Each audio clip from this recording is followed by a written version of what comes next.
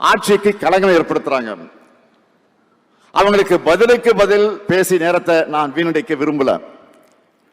நம்முடைய நேரத்தை ஆக்கப்பூர்வமான பணிகளுக்கு செலவிடணும், அப்படிதான் நான் நினைக்கிறேன்.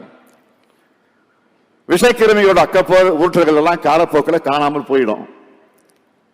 இப்படி எத்தனையோ பேரை நாம இந்த அரை நூற்றாண்டுக்கு மேலான வகையில என்னுடைய வாழ்க்கையில பார்த்துட்டு தான் இருக்கேன். என்னை பொறுத்த வரைக்கும் நான் அழுத்த நிறுத்தமா சொல்றது, மற்றவங்க மாதிரி கண்ணுக்கெட்டி தூரம் வர எதிரிகளே இல்லைன்னு இருமாப்போடு நான் பேசுறவன் இல்லை. இந்த ஸ்டாலின் தோழமையில இருக்கக்கூடியவங்க பேசினாலும் சரி, எதிர்முகாமில் இருக்கக்கூடியவங்க பேசினாலும் சரி, அன்பா பேசினாலும் சரி, கோபமா பேசினாலும் சரி, அவங்க பேசுறதுல நியாயம் இருந்தாலும் சரி, மக்களுக்கு நன்மை இருந்தா அதையெல்லாம் செஞ்சு கொடுக்கணும்னு நினைக்கிறவன் தான் நான்.